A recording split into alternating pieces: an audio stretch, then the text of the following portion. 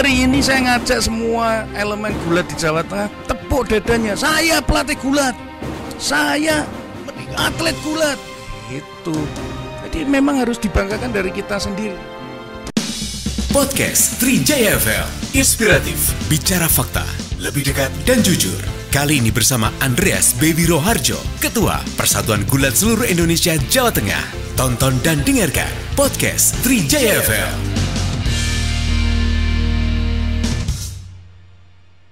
Kita bertemu di acara yang spesial yaitu Ngobar bareng Trijaya FM bersama saya Dendi Ganda langsung dari studio Trijaya FM yang ada di Serondol Jalan Setiabudi nomor 1415 Semarang. Nah, sore ini saya kedatangan tamu spesial. Beliau ini seorang yang boleh dibilang sangat peduli dengan olahraga. Beliau adalah Ketua Persatuan Gulat se-Indonesia Jawa Tengah, Provinsi Jawa Tengah, yaitu Bung Andreas Baby Roharjo. Budi ya, B-nya Budi ya. Betul. Kita nanti akan bahas seputar pergulatan. Wah, ini hal yang unik karena biasanya kalau kita bicara olahraga itu ya paling olahraga-olahraga yang apa ya, yang istilahnya itu populer, badminton, sepak bola. Ini ngomongin gulat. Ya apa ya, saya juga bingung gulat itu yang diomongin apa. Tapi kalau kita lihat perkembangan sekarang dengan adanya atlet-atlet gulat internasional seperti Khabib, McGregor ya, itu menjadi hal yang menarik. Tapi sebenarnya bukan gulat itu yang menjadi pembahasan kita, yaitu gulat yang asli. Nah, gulat yang asli itu seperti apa? Gulat amatir. Nah, kita bahas gulat yang asli nih ya. Katanya satu-satunya olahraga gulat ini adalah gulat yang dipertandingkan di Olimpiade, yaitu ya gulat itu sendiri, wrestling gitu ya. Betul. Nah, sebenarnya apa sih yang menarik dari gulat ini, Bung Andreas? Kenapa jenengan itu mau menjadi ketuanya, mau ngurusin olahraga yang nggak terlalu populer di Indonesia, bahkan di internasional ya, gulat yang asli loh ya? Ya, Bung Dendi, terima kasih. Selamat malam semuanya. Jadi kalau kita bicara bahwa gulat itu tidak populer di Indonesia, itu betul, belum populer, istilahnya begitu. Belum ya. Tetapi kalau di Amerika, gulat ini atau wrestling itu merupakan olahraga favorit nomor 3 setelah football, kemudian basket, langsung wrestling. Oh, kalau di Amerika seperti itu ya? Ya, betul. Mereka bahkan di ekstrakurikuler sekolah SMP, SMA sudah sangat populer sekali. Dan kenapa? Karena memang olahraga gulat itu merupakan olahraga bela diri satu-satunya menurut saya ya. Satu-satunya olahraga bela diri yang tidak melukai. Artinya di latihan gulat itu kita memang dilatih secara penuh untuk olahraga benar, kita melatih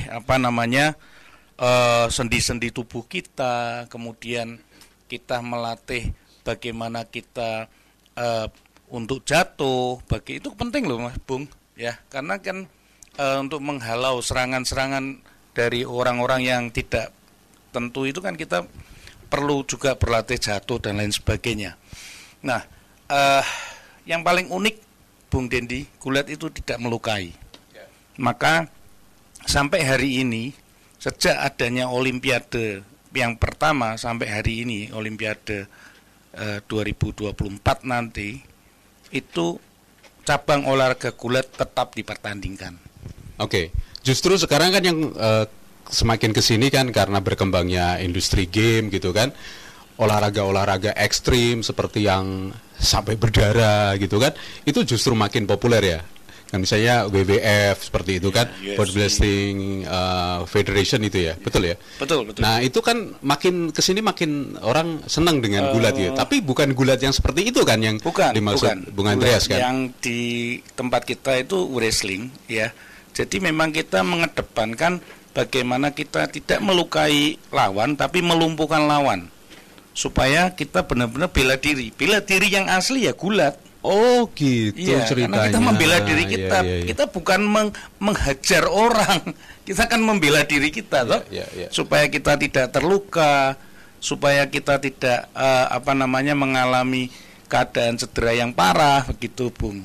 Ya, berarti selain itu yang menjadi menarik untuk Bung Andreas, apa lagi?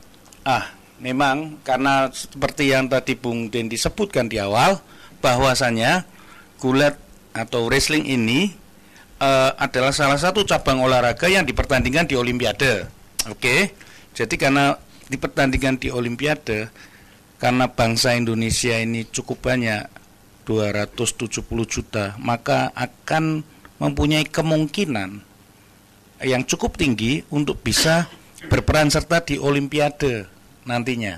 Nah, itu tentunya harus ada bagaimana kita mengelola dengan baik, bagaimana kita melatih, bagaimana kita menjadikan seorang atlet itu menjadi atlet Olimpiade. Oke, kita akan cek juga nanti seperti apa sih perkembangan gulat ya, artinya berapa atletnya, apa saja prestasinya gulat Jawa Tengah. Siap. Setelah ditangani oleh Bung Andreas Bebiro Harjo ini. Kita akan bahas setelah yang satu ini. Podcast Trijaya FM. Pengen tahu nih kondisi atlet sama prestasi gulat di Jawa Tengah ini seperti apa sih, Bung? Ya, sebelumnya Bung Dendi, untuk menjelaskan bahwa yang paling top itu gulat itu ada di daerah Eropa Timur. Oh, Eropa Timur. Ya, itu nomor satu. Ya. Di sana mereka olahraga gulat itu Jerman. Ya, kayak Rusia, Kazakhstan, Uzbekistan, Kirgistan. Uzbekistan ada Khabib ya. Ya. Hungaria itu mereka di pinggir-pinggir jalan itu, kalau kita melihat anak-anak kecil bawa baju gulat atau one piece, itu sudah bukan pemandangan yang lucu, tapi sudah pemandangan yang umum. Dan memang di Indonesia ini khususnya Jawa Tengah, kami kepengurusan saya itu dimulai sejak tahun 2015, Mas Dendi. Jadi diawali dengan saya melihat bahwa ini gulat ini bisa kita olah, kita angkat dengan baik. Karena apa? Karena sudah ada contohnya, begitu Bung. Ya kan? Contohnya gimana? Ya contohnya yang di Amerika sama di Oke. Rusia ada modelnya. Iya, ada modelnya. Kita tinggal niru aja, nggak perlu nyiptain. Dan kebetulan organisasi internasionalnya hari-hari ini lagi luar biasa. Dan mereka mengadakan pertandingan internasional itu dari Januari sampai Desember nggak ada putusnya. Bahkan di musim COVID mereka juga mengadakan dengan prokes yang sangat ketat. Artinya tidak ada penonton, wasit cuma ada 3 dan lain sebagainya. Nah, mereka memperhatikan itu, dan kenyataannya sampai hari ini kami belum ada berita tentang pegulat yang kena COVID begitu. Gitu ya. Mungkin nggak dites kali. Ya. Kan mau masuk kan dites semua. Sebentar. Yang Jawa Tengah gimana tadi nggak disebut? Yang Jawa Tengah, ya sejak 2015 sampai hari ini kepengurusan kami ini sekarang kita sudah ada 22 pengcap dari yang tadinya cuma 11. Nambahnya 100% dong. Wow, luar biasa. Dan memang 2 tahun terakhir ini 2020-2021 ini kita memang belum mengadakan event pertandingan. Tetapi di tahun 2016 sampai tahun 2019 kita mengadakan pertandingan di setiap tahunnya itu rata-rata 7 sampai 8 kali. Artinya sampai hari ini kita sudah mengadakan kurang lebih 25 kali pertandingan event provinsi, Bung. Sebelum Covid ya? Sebelum Covid ya. Oke. Dan antusiasnya di tahun 2019 itu kita sampai terutama yang kejuaraan kadet sama junior itu sampai kita membatasi. Artinya antusiasisme anak-anak gulat ini, anak-anak generasi Y dan generasi Z untuk gulat ini luar biasa. Ya, berarti kan kalau antusiasme bagus kan berarti mencari bibitnya lebih gampang. Betul. Nah, betul. Kemarin di PON dapat berapa emas sih? Kalau di PON kita memang kalau di kelas senior khususnya Jawa Tengah itu di tingkat nasional kita belum kelihatan. Kita baru dapat 1 perak. Kita berangkat 3 atlet, cuma dapat 1 perak. Oke. Ya, tetapi kalau di event pelajar, contohnya di Popnas, Jawa Tengah itu selama berdiri, selama ada Popnas dan ada gulatnya, baru tahun 2017 kemarin kita ranking 2. Ranking 2. Sebelumnya? Ranking 2. Sebelumnya enggak ada. Nggak ranking masuk ya? 20. Waduh, 20 ke atas. besar aja mental. Enggak pernah masuk 10 besar. Berarti ini dong, oke dong. Betul. Di Kalau bawahnya untuk Bung Andreas. juniornya kita memang sangat-sangat oke. Ya. Karena kita 2 kali mengirim ke Thailand dan kita nyabet emas 4, perak 2. Wah, bagus tuh. Iya. 2 kali kita kirim 3 orang. Itu 3 ASEAN, orang. ASEAN atau dunia? ASEAN. ASEAN. Asia Tenggara. Asia Betul, Tenggara iya. ya. Berarti bisa berbicara Untuk dong ya untuk bisa, itu ya. bisa. Kalau Berarti untuk urutan belajar. berapa itu? Jawa Tengah karena kita cuma kirim 3 tapi dapat emas 2, 1 perak. Mewakili Indonesia kan? Mewakili Indonesia, betul. Mewakili Indonesia. Ya. Kalau total Indonesia berapa? Total juara ranking 5 kalau nggak salah. Ranking 5 ya. Ya. Jawa Tengah nyumbang medali medali 2 emas, terbanyak. 2 emas, 1 perak. Enggak, ada Jawa Timur. Jawa Timur, mereka berangkat 7 kalau nggak salah. Oh gitu ya. Ya. Oke. Nah, bicara tentang antusiasme cukup oke gitu kan. Terus dari sisi Bung Andreas juga sangat antusias juga gitu ya. Datang ke sini pakai gulat gitu kan. Jadi saya jadi terenyuh. Jujur itu ya. Karena di satu sisi olahraga gulat ini kurang populer gitu kan. Nah, apa sih yang jadi kendala kenapa pembibitan, artinya antusiasme bagus, kemudian di juniornya juga ada prestasi, tapi di tingkat yang senior atau profesional malah kurang? Apa kendalanya? Kendalanya yang di tingkat senior itu memang karena kompetisi kurang yang untuk tingkat senior. Karena untuk tingkat junior itu kita ada 2 kompetisi kan, apalagi ya 3 kompetisi, kejuaraan junior, kejuaraan kadet, dan kejuaraan senior U23. Mereka boleh ikut itu. Ya, jadi yang umur 18-19 tahun bisa ikut 3 pertandingan sekali dalam setahun. Artinya kompetisinya rapat. Tapi kalau untuk yang senior kan cuma senior tok. Di atas U23 berarti 23 tahun ke atas cuma ada sekali setahun. Ya, berarti salah satu caranya untuk meningkatkan prestasi mempersering kompetisi. Ini ya, kompetisi. Ya. Oke. Nah, selain kompetisi, Bung Andreas, apalagi yang menjadi tantangan di memajukan olahraga gulat ini? Salah satunya ketika kemarin kita mengalami pandemi COVID, maka kita tidak mengadakan kejuaraan, tetapi kami membuat terobosan dengan mengadakan pelatihan pelatih, Bung. Jadi kami batasi karena prokes, Bung Dendi. Jadi kita adakan pelatihan pelatih. Kita mau supaya pelatih di Jawa Tengah ini semakin banyak, semakin bagus. Karena dalam rakerda tahun 2021 kemarin, tepatnya di bulan November, kita PGSI Jawa Tengah memutuskan supaya setiap pengcap itu minimal mempunyai klub 1. Klub itu terdiri cuma dari manajer sama pelatih dan anggota.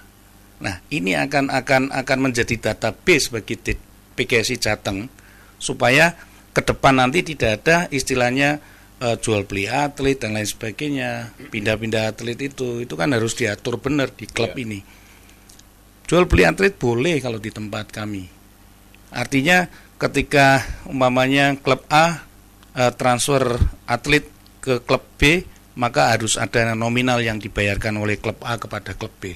Dan harus terbuka. Ya, itu terbuka. Manajemennya kita bikin transparan. Berapa sih transfernya? Apa kayak Ruth Gullit sama Yalah, Messi gitu? kalau untuk atlet gulat itu yang pernah terjadi ya maksimal 10 juta. 10 juta? Itu pun untuk kepentingan Porprov. Oh gitu ya, Ya. jadi dibon. Dibon. Bukan dibon, memang diambil. diambil ya, Iya. ditransfer ya? Ditransfer memang. Oke. Berarti boleh dong diomongin sekarang bahwa saat ini Bung Andreas atas nama PGSI sedang mencari pelatih. Betul. Pelatih, kita sedang terus mencari klub pelatih juga ya, klub. untuk bisa membuat klub. Klub itu karena minimal satu cabang ya, Ya. di daerah misalnya di Pengcap. Jadi kalau Pengcap. sekarang kita ada 22 pengcap. Contoh, makanya kita di Pengcap Demak, kemudian Pengcap Kabupaten Kudus. Nah, di situ ada klub. Nah, klub ini bisa dimiliki oleh pelatih dan manajer. Kita mau bikin supaya kayak sepak bola gitu loh, Bung. Jadi kita bisa making an industri gulat. Ini kan yang ada di DBUN, ya kan? Ya. Jadi misalnya Atta Halilintar, terus siapa lagi itu satunya? Raffi Ahmad. Ya, itu punya klub tapi klub sepak bola. Nggak keren. Nanti kalau yang bisa punya klub gulat itu baru keren. Maunya. Loh, karena kan ngasih makan anak gulat itu kan banyak. Nggak cuma sepiring 2 piring, mungkin bisa 3-4 piring, Bung. Lah sepak bola lebih banyak. Kan jumlah orangnya. Iya. Maksudnya justru lebih mudah ya. Betul. Untuk mengelola gulat ini dibanding sepak bola. Betul. Ya. Harusnya begitu ya. Cuman ya ini PR-nya gimana menjadikan ini populer, terus orang berminat untuk menjadi pembinanya. Selalu saya bicara terhadap teman-teman yang ada di PGSI Jateng. Ya. Saya bilang kalau bukan kita yang bangga, terus siapa lagi? Saya kalau ketemu orang ya saya ngomong saya ketua gulat Jawa Tengah. Jadi orang ngerti gulat itu apa. Lah kalau ditanya kamu pelatih apa?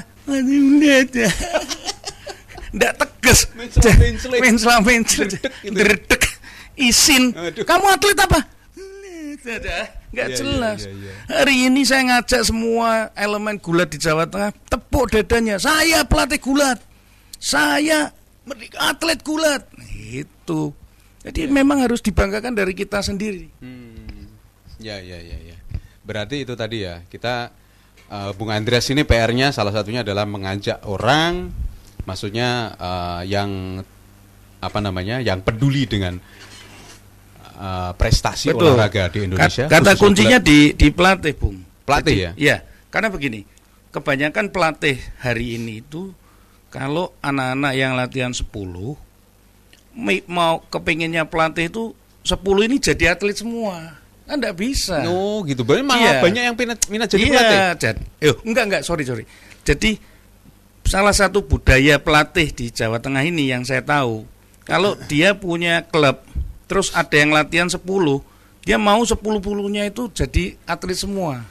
Padahal kan orang anak-anak itu mau latihan, itu kan hanya untuk olahraga, hanya untuk komunitas, kan belum tentu mau jadi atlet. Orang tuanya juga kalau jadi atlet kan diadu gitu kan ya stres. Buat apa? Jadi kita cari anggota sebanyak mungkin, pilih yang benar-benar mau jadi atlet. Nah, itu yang mengasihkan. Maka slogan 6 tahun ke depan ini dari United World Wrestling International ya, yang di pusat itu adalah wrestling for fun. Nah, kalau sekarang wrestling for apa? Ya, sekarang ini belum menuki ke situ. Kalau sekarang ini wrestlingnya ya buat cari makan katanya. Oh gitu. Waduh, ini ya prestasinya belum ini untuk cari makan ya, repot juga. Nah, berarti kendalanya ini ya, mencari pelatih yang mau serius. Sebenarnya apa sih syarat menjadi pelatih gulat ini? Sebetulnya mudah sekali, dan kita juga kan harus sekolah ya. Secara online kita bisa kok ambil di websitenya UWW, gampang sekali, mudah sekali. Kita ambil coaching klinik secara online. Saya juga udah ambil, saya udah dapat 8 sertifikat loh. Nah, ini saya mengajak teman-teman yang lain, ayo tambah belajar. Dan kami dari pengurus Pengprov mengadakan pelatihan-pelatih, Bung. Kita memang ada pelatihan-pelatih. Kita bikin pelatihan-pelatih, setelah kita berikan mereka brainstorming, terus kita lepas supaya mereka bisa bikin klub. Bulan April atau Mei ya, tahun 2021 kita ngadakan di Kabupaten Brebes. Ada 35 peserta. Langsung dalam waktu 2 bulan keluar jadi 12 klub. Sekarang total klub di Jawa Tengah ada berapa? Ada 34. 34 ya? Masing-masing klub rata-rata berapa atlet? Masing-masing klub rata-rata ada yang 10, ada yang 20 pesertanya ya? Ya, rata-rata saya ambil 20 lah. 20 ya? Ya. Itu hitungannya sedikit ya? Enggak sedikit loh. Kita hari misalnya ini, kalau silat atau ini kan kalau saya total jumlah anggota gulat di Jawa Tengah, di luar pelatih sama manajer, itu totalnya 2000-an loh. Oh, banyak juga ya. Lumayan ya. lah. Lumayan ya. Ya kalau sepak bola ya kalah. Iya, saya baru tahu kok 2000 ternyata se-Jawa Tengah yang artinya yang berlatih 2000 yang gulat tercatat ya. itu. Oh, oke. Ini biar orang kalau tadi mengenalkan gulat itu apa yang menjadi kendalanya, Bung Andreas? Ini Bu Nedi, memang kendalanya satu kendala budaya, karena budaya timur itu kan cukup risih kalau peluk-pelukan. Iya, cowok-cowok gitu cowok-cowok, cewek-cewek. Tetapi sebetulnya itu kita udah bisa patahkan dengan teknik-teknik melatih yang enggak jadi atlet, ya nggak usah peluk-pelukan. Jadi virtual no. Latihannya kan latihan bagaimana dia menjatuhkan diri, teknik jatuh diri, itu kan tidak perlu peluk-pelukan. Ya kan, bagaimana kita melatih engsel bahu, bagaimana kita melatih engsel leher dan lain sebagainya. Iya. Paling enggak ini selama pandemi harus betul kayak gitu ya. Olahraganya harus lebih sendiri-sendiri, mengembangkan lebih ditoto lah. Ya. Dan konsepnya ada kok, panduannya ada komplit di websitenya UWW itu komplit. Oke. Yang menjadi tantangan kan gimana itu jadi populer, kemudian kan kalau menjadi atlet profesional itu kalau perlombanya sering itu jadi banyak hadiah yang dia dapatkan gitu kan. Betul. Nah, ini tantangan ke depan kan setelah pandemi ini kan harus ada ini ya, harus ada terobosan untuk membuat perlombaan ya. Ini Bung Andreas juga bawa helm nih. Nah, helm gulat itu sehat. Wah, kita nanti akan cari tahu kenapa Bung Andreas ini bawa helm gulat. Oke, kita akan cari tahu ya nanti setelah kita ikuti dulu yang ini. Podcast Trijaya FM.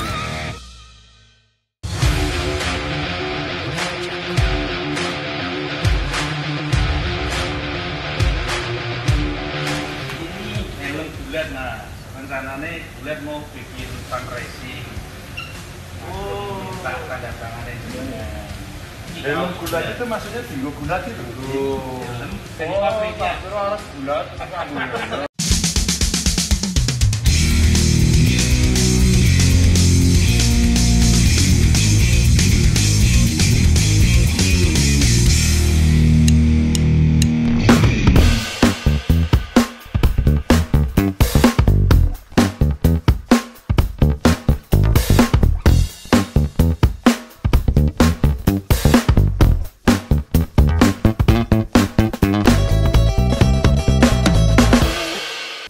Ini helmnya keren banget ini. Sumpah keren. Siap. Wah. Iya, ini kemarin ini saya ingat ini. Ada yang ditandatanganin sama Pak Ganjar. Iya, viral itu. 3 biji. Ya. Itu nanti rencananya kita akan lelang di tanggal 28, Bung. Oh gitu. Ya. Berarti ini nganu dong, penggalangan dana nih. Betul, kita mau fundraising yang dananya nanti akan kita siapkan untuk pembuatan palaestra. Palaestra itu bahasa Latin artinya rumah gulat. Jadi Provinsi Jawa Tengah memang sampai hari ini memang kita belum punya. Terus kita berpikir kalau kita cuma gandungin ke pemerintah dulu, kapan giliran kita? Ya kan? Keren ini keren ini visinya nih. Ya kita harus sama-sama lah membuat itu. Kita ada kaos, ada helm yang bulan depan kita akan mulai sebarkan. Kita jual. Oke, coba nih kita pakai ya. Keren nih. Mantap ini ya. Helmnya juga helm berkualitas. Jadi selain melindungi kepala ini juga sebagai fashion juga nih. Iya. Jadi pakai ini jadi bangga gitu ya. Ya. Gulat itu sehat. Minimal kalau ada apa-apa kan ada orang-orang gulat yang di jalan juga kan bisa bantu gitu. Sebelum kurang lebih gitu, Bung. Jadi ini apa kalau berarti sebagai simbol ya, dibanting kuat ya. Iya, betul. Ini harganya berapa? Itu 200.000. 200.000 ya. Karena kita disupport juga. Kita udah didiskon itu dari pabriknya. Okay. Karena pabriknya juga dalam negeri pabriknya. Betul. Ya, produksi dalam negeri. Ya. Jadi kita udah SNI loh. Udah SNI dan ini standar keren loh ini. standar keren dan dipakai enak juga. Ini udah ada SNI-nya gitu kan. Terus ini logonya juga, mantap lah ini. Warnanya cuma biru aja? Ya, hanya satu warna. Oke. Sebelum kemana-mana, kenapa milih helm untuk? Ya, karena kita mau mencoba untuk berinovasi terus, Bung. Ya, salah satu tugas kami itu kan bikin supaya gulat itu moncer. Yang kedua, kita juga harus bikin menciptakan sebuah industri di dalam olahraga gulat. Kan karena gulat ini belum terlalu terkenal, maka produksi alat-alat peralatan gulat kan masih belum banyak. Maka kita cari barang-barang yang fashion. Betul. Itu ada ide kemarin dari teman-teman pengurus, wah helm, oke, terus kaos. Kita nanti bikin kaos. Dan kita lagi mau kerjasama nih sama teman-teman anak-anak muda yang milenial, yang generasi Y dan Z. Nanti mereka akan, katanya ini saya belum tindak lanjuti, tapi kita akan kerjasama dengan komunitas-komunitas seniman kaos. Terus kita nanti kita bagi hasil supaya semua perekonomian menjadi lebih bagus lagi. Warnanya gulat itu sebetulnya Bung Dendi, biru tua dan orange. Ya. Ini itu logo warna internasional matrasnya. ya? Logo internasional. Logo internasional bukan, logonya logo biasa itu. Oke. Itu logo. Ini biar keren ya. Mantap ini. Mantap. Dijamin dibanting nggak apa-apa. Oke, terus targetnya pengumpulan dana ini dapat berapa, Bos? Nah, kalau diomongkan nanti kan kita jadi ndak enak. Iya. Ya, untuk membangun kira-kira bangunan dengan luasan kurang lebih 1.500 meter persegi. Ya. Lokasinya di mana? Lokasinya bukannya di Jatidiri sudah ada lokasi? Kita memang khusus, kita bikin khusus karena kita mau supaya ini menjadi ikon di Indonesia. Bahkan mungkin nanti ikon di Asia Tenggara, Bu. Karena kita mau pakai atapnya dengan tenda. Wow. Artinya eco building. Siang tidak perlu pakai lampu, jadi hemat energi. Itu udah ada desainnya ya? Sudah. Kita udah mulai bikin desain, kita udah diskusi dengan arsitek dan kemudian tim desainer tenda dan lain sebagainya. Total butuh berapa duit tuh? Kalau tanahnya kita dipinjemi. Dikasih pinjam. Tanahnya dipinjemi. Okay. Tapi kalau bangunannya kita hitung-hitung dengan segala perlengkapannya kurang lebih 3 miliar rupiah. 3 miliar, murah lah. Ya. Ya, makanya ini nanti nyenggol-nyenggol juga ke pemerintah supaya ada bantuannya. Gitu loh, katanya nggak jagain pemerintah. Bukan dan jagain, tapi pemerintah kan wajib. Ya. Nah, tapi kita nggak boleh ngabruk gitu loh maksud saya. Kan udah di-endorse sama gubernur. Iya, udah di-endorse Mas Ganjar ya. Tapi ini keren ini ya. Mungkin sekarang udah laku berapa? Kita baru prepare bulan depan sebetulnya. Karena tanggal 28 baru kita lelang. Kita 28 Desember ini. 28 Desember ini. Oke. 28 Desember menjadi momen untuk pelepasan lah. Istilahnya apa? Produk pelepasan produk merchandise-nya ya. Selain helm juga ada kaos gitu merchandise, kaos. Pesannya di mana? Pesannya bisa di Sekretariat Gulat Jawa Tengah, di Ruko Mutiara Marina nomor 3 Fanta 3F. Kita ada barangnya di situ. Kalau misalnya pesan lewat WA untuk bisa ke nomor WA. Sebentar. Oke. Atau ada media sosialnya atau bisa telepon kantor kan enggak apa-apa. Oke, berarti ini juga ya. Nanti ke depan dimasukin ke marketplace juga dong ya? Betul. Ada drop sellernya gitu kan. Iya. Reseller. Oke. Menarik ini. Kita juga udah nggak sabar pengen lihat ini ya. Selain yang dipakai Bung Andreas ini kaosnya, apalagi yang lebih keren gitu kan? Iya, nanti kaosnya kita kerjasama dengan seniman kaos itu. Jadi desainnya desain anak-anak X, dan Y dan Z itu generasi Cahnom lah pokoknya. Karena memang antusias dari anak-anak muda ini luar biasa. Khususnya untuk wrestling ini. Memang karena mereka kan informasinya terbuka, mereka buka YouTube Amerika, buka YouTube di Rusia, Inggris. Kok ngelihat gulat ini kok menarik, jadi mereka latihan. Oh, latihan sendiri? Iya, kadang-kadang kita juga, saya pribadi aja udah berapa kali nerima telepon, Pak, kapan saya ada di Banjarnegara, saya mau latihan, klubnya di mana, Pak? Gitu. Jadi sudah ada mulai orang anak muda yang tanya. Udah ada demandnya ya, Iya, udah muncul keinginan mereka untuk. Betul. Mungkin sekarang zamannya saya nggak pingin atau anti mainstream lah ya. Saya nggak pingin ikut-ikutan yang lain. Ini olahraga yang belum ada terlalu banyak peminatnya. Saya seperti itu mungkin. Atau juga mereka berpikir, saya tidak mau melukai orang lain. Ya toh? Iya. Tapi saya tidak mau dilukai, maka saya berlatih gulat. Oke. Ya, coba nanti Bung Dendi perhatikan, kita anak-anak gulat itu memang beda karena tidak mempunyai sense of kill. Ya. Karena kita tidak mempunyai latihan untuk memukul atau melukai. Ya. Jadi beda garangnya. Metode klub ini kita baru canangkan di bulan ini, Bung. Oke. Jadi tahun depan kita akan genjot terus bagaimana kita mensosialisasikan klub. Nah, itu. Artinya tahun 2022, kalaupun nanti COVID melanda lagi atau pandemi merebak lagi, kita udah siapkan. Kita akan siapkan pelatihan-pelatihan manajer, pelatihan-pelatihan pelatih. Karena memang gulat ini tidak perlu tempat yang Harus mewah. Harus mewah. Memang ada tempat-tempat yang mereka harus punya matras dan lain sebagainya. Tetapi kan itu bisa diatasi dengan cara-cara berlatih yang lain. Oh, misalnya gini, saya pengen jadi pelatih nih, gitu kan. Terus Bung Andreas punya tempat. Terus nanti siapa?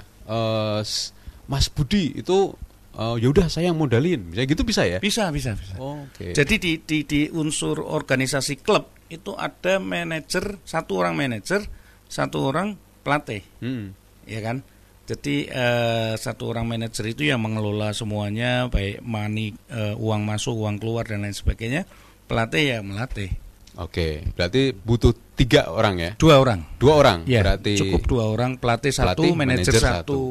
Kalau tempat latihan kita tidak perlu besar-besar, cukup 4x4 ya. Kalau untuk latihan loh ya. Dan sponsor ya.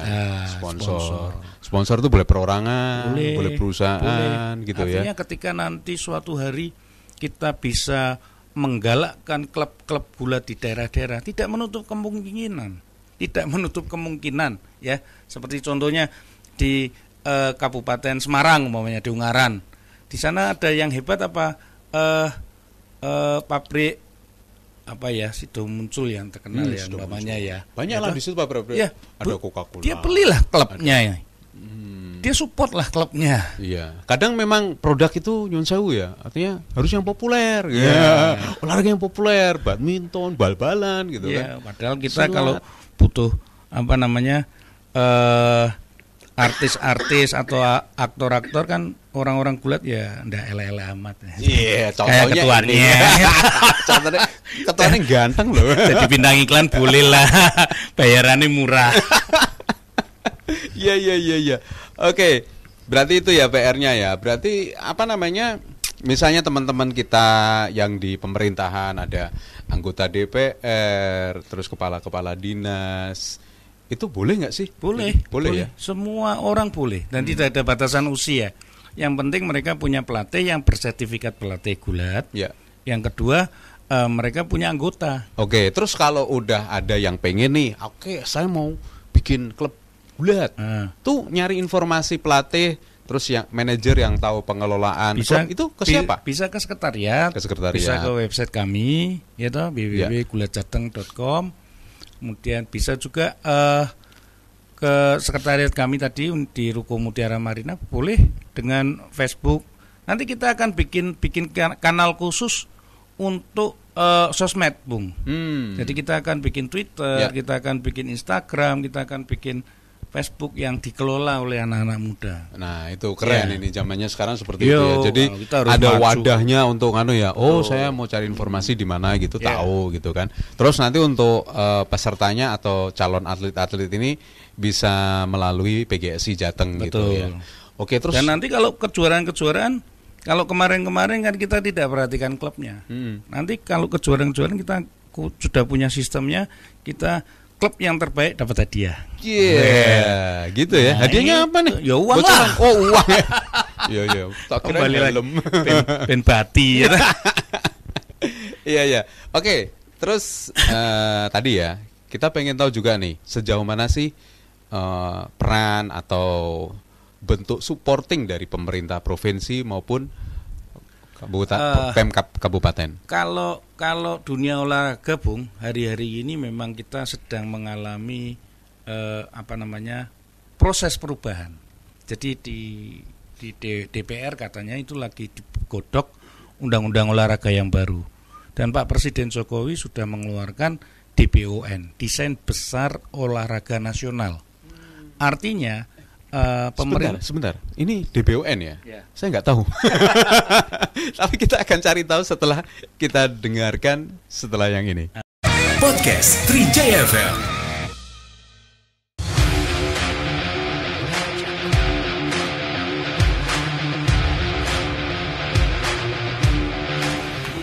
Helm bulat, nah rencananya bulat mau bikin fundraising.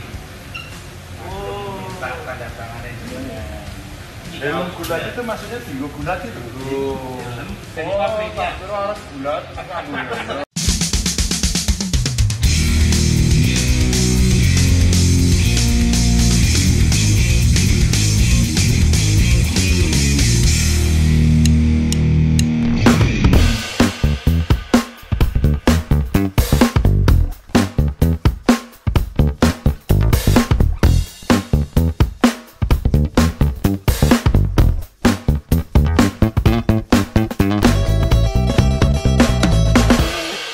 Bung, tadi kita sudah ngobrol panjang lebar tentang gulat dan tadi sempat menyinggung tentang desain olahraga besar ya, yang Desain Besar Olahraga Nasional, DBON.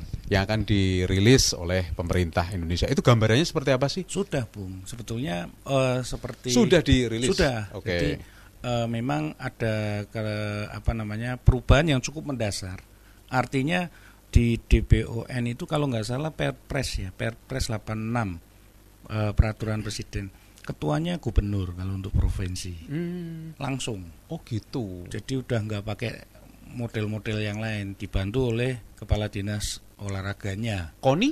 Koninya hanya sebagai monitoring dan ngomong Koni lagi gitu ya. Koni. Jadi ada perubahan yang cukup ekstrim. Jadi nanti di Koni itu teman-teman yang ada di itu dianggap sebagai orang-orang yang ahli tentang olahraga, sehingga untuk monitoring dan evaluasi. Oh, jadi kayak staf Ya, khususnya gubernur betul. gitu ya.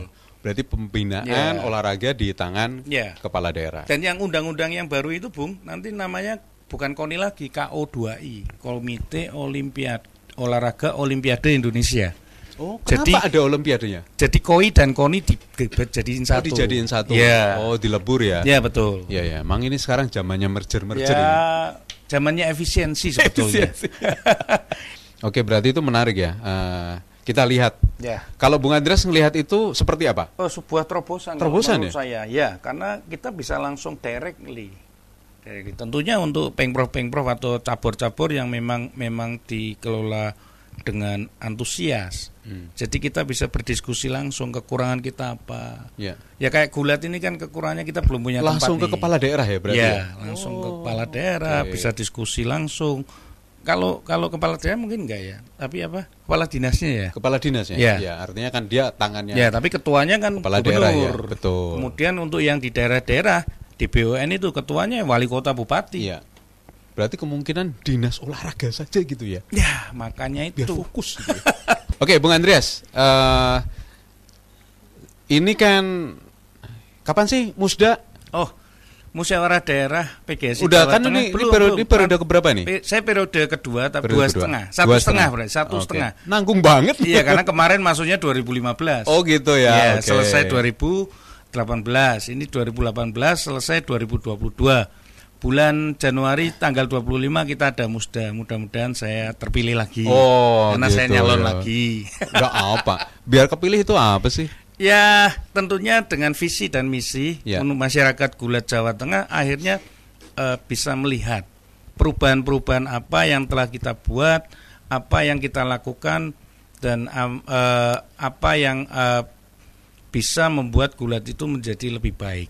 Itu aja. Jadi teman-teman Gulat yang senior-senior mereka juga udah tahu bagaimana dulunya hanya 1 kali kompetisi setahun, sekarang 7 sampai 8 kali kompetisi. Itu kan membutuhkan effort yang tinggi, Bung. Begitu. Jadi saya tetap nyalon lagi untuk 2022-2026. Saya sempat baca berita itu kalau PGSI Jateng itu juga sempat diperiksa juga oleh ini ya Badan BPK. Iya. Ya, pada awal-awal tahun 2016 itu kita pernah diperiksa dan kita. Itu kenapa tuh? Saya deg-degan itu ada teman saya di situ. Itu lolos wajar tanpa itu ya karena dicek ya. Oh, sampai karena kan kita memakai dananya pemerintah. Cabor ya. Oh, gitu ya. Akhirnya WTP. Oke. Ya, nah itu pengelolaannya gimana sih kok bisa kita gitu? Kita menerima dana dari ada beberapa dana kan, sumber dana kita. Yang pertama adalah dana dari pemerintah sendiri melalui KONI Jawa Tengah. Oke, terobosan apa yang dilakukan Bung Andreas? Kita kemudian mendapatkan yang kedua adalah sponsor. Oke. Ya, sponsor inilah yang uangnya cukup lumayan. Jadi kita punya saldo yang cukup, Bung, untuk tahun-tahun ke depan ini. Ya. Tapi bagaimana kita ketika membuat sebuah kegiatan, membuat sebuah event, membuat sebuah kejuaraan, kita untung, selalu untung. Ya, karena kita pendekatannya ke sponsor. Ya, sebetulnya sederhana kok. Saya tidak membuat yang istimewa kok. Tapi kita tersegmen dengan baik. Contoh Bung. Kita ini kan olahraga gulat. Jadi saya tidak mungkin dong minta sponsor sama umpamanya pabrik lampu, ya kan? Pabrik jarum. Pabrik rokok sih masih oke lah karena bikin jarum. Oh, pabrik jarum ya. Tapi kita minta datangin sponsornya kepada pabrik buku. Yeah. Kenapa? Karena memang segmen market kita itu adalah 70% pelatih kita itu guru. Oh gitu. Iya, guru olahraga. Berarti untuk biar menarik. Iya, kan masuk. Ya. Nah, kenapa enggak sih kayak merek-merek terkenal sepatu ada Nike, sepatu gulat itu khusus sih. Dan sebetulnya kita yang di dunianya sudah gandeng sama Nike. Iya. Ya, cuma belum turun ke sini. Saya malah pernah ditantang sama UWW Internasional, kamu bikin kegiatan UWW pasti untung, dia bilang gitu. Saya cari tahu, oh ya pantas untung, dia Nike ya nganunya, sponsornya gede. Oke, berarti ini ya di tangan Bung Andreas ada akuntabilitas, ada transparansi yang disajikan bentuk laporan karena mendapat WTP dari BPK ya. Karena bagi kami teman-teman pengurus hari ini, ketika nanti kita memberikan kepada junior kami meneruskan kepengurusan ini, mereka tidak boleh putus. Iya, udah ada sistem yang sudah dibangun. Ada sistem yang kita bangun. Jadi tanpa seorang Andreas pun sebetulnya bisa jalan. Iya. Itulah fungsi pemimpin sebenarnya seperti itu. Jadi top ini, keren. Pantas jadi ketua gulat internasional gitu. Ini rencananya begitu. Ada nggak? Oh gitu, pengen gitu tuh ternyata. Ketua gulat Asia Tenggara. Asia Tenggara di bawah UWW tadi. Di bawah UWW ya. Oke, wah mantap ini. Kalau kita punya perwakilan di sana keren nih. Setidaknya kita bisa mendapatkan informasi lebih duluan lah. Gitu ya. Kita punya perwakilan nggak sih di sana? Ada perwakilannya di wakilnya. Ada. Oh, wakil ketua yang Asia Tenggara. Ya. Oh. Hari ini gitu ketuanya dari Thailand. Dari Thailand. Oh ya. Iya harusnya Indonesia dong. Harusnya Indonesia. Makanya ini kita lagi ngajuin nih. Kalau di tingkat Asia Tenggara gulat Indonesia nomor berapa? Kalau Asia Tenggara kita, kalau boleh saya berikan urut-urutan ya kita nomor 3. Nomor 3 nggak jelek banget lah. Nggak jelek banget, cuma 7. Tapi masih 3 besar itu. Iya kan? Bagus, ya kan? Nomor 1 Vietnam lah hari ini. Nomor 2 Thailand lah. Nomor 3 baru Indonesia. Ya. Tapi saya bicara dalam prestasi, dalam pertandingan, oke lah kita bolehlah merebut 3, 4, 5 emas. Nggak perlulah kita borong habis. Kasihan yang lain. Kasihan yang lain. Ngalah kita ya. Oke, wah keren banget nih obrolannya menarik ya. Ngomongin gulat itu ternyata asik ya. Dan boleh dibikin serial gitu ya. Pernak-perniknya gulat itu seperti apa dan lain-lain itu kayaknya menjadi hal yang menarik. Tapi di kesempatan kali ini kita baru ngupas kulitnya dulu deh ya sama sosok ketua gulatnya Jawa Tengah. Mungkin lain kali kita bisa ngobrol sama pegulatnya gitu kan ya. Apa sih yang menjadi kesenangan mereka itu sehingga mereka tertarik dengan gulat? Pegulat kita udah pernah dipanggil kan loh, masuk acara hitam putih. Oke. Pernah hitam putih. Belum pernah dipanggil ke Trijaya. Belum keren itu. Belum keren ya, belum keren. Iya. Oke, ini terobosan menarik banget ya dari pegulat dari gulat Jawa Tengah, PGSI Jawa Tengah ada helm gitu kan. Saya jarang mendengar ada cabur itu yang melakukan terobosan-terobosan seperti ini dalam untuk menggalang dana ya. Karena tidak banyak yang ngomong sebenarnya pengembangan olahraga itu butuh dana. Betul. Atau jaim kali ya. Yeah. Atau merasa duitnya udah banyak. Baru ini Bung Andreas yang jujur, saya butuh duit. Pengembangan olahraga pasti butuh uang, tetapi caranya mendapatkan kita harus ngikuti anak-anak muda ini. Zamannya berubah, Bro. Iya. Anda layak lah jadi ketua gulat ini udah pas. Nah, kedepannya seperti apa?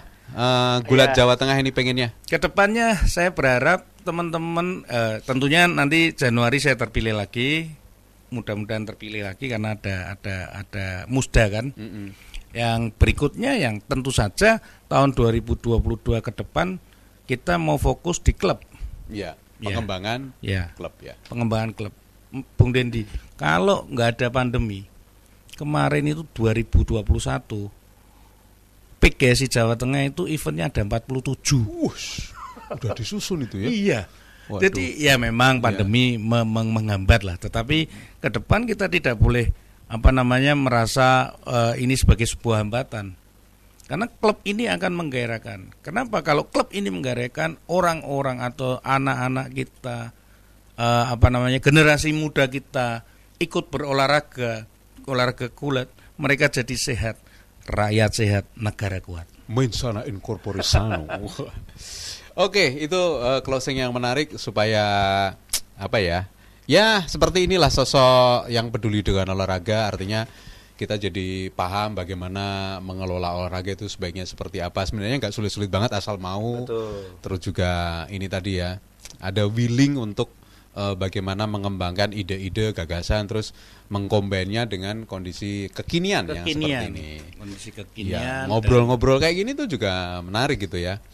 Oke, lain kali kita undang lagi teman-teman dari PGSI supaya bisa memberikan informasi yang baik kepada ini ya, pemirsa, pada pendengar tentang olahraga gulat itu, karena memang perlu kita push ya, karena ini merupakan olahraga paling tua di dunia ya. Betul.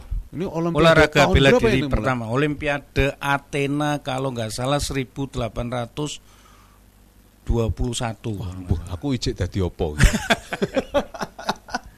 Olimpiade Athena yang pertama, Olimpiade pertama sudah ada gulatnya. Ya, oke, terima kasih Bung Andreas. Oke, terima kasih. Ini buat saya ini. Siap. Waduh, keren. Kenang-kenangan. 200.000 tanggal 28 di launching. Siap. Di launching ini ya. Di sosmed. Ya? Di sosmed. Oke, nanti kita umumkan di mana belinya, nomor teleponnya, dan apa lagi ya, sama kaos-kaosnya kali ya. Kaos-kaosnya juga. Ini ya. perlu juga dipamerin.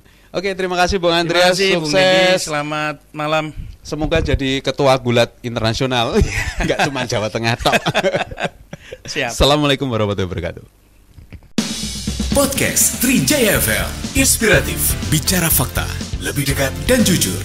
Kali ini bersama Andreas Baby Roharjo, Ketua Persatuan Gulat Seluruh Indonesia Jawa Tengah. Podcast Trijaya FM.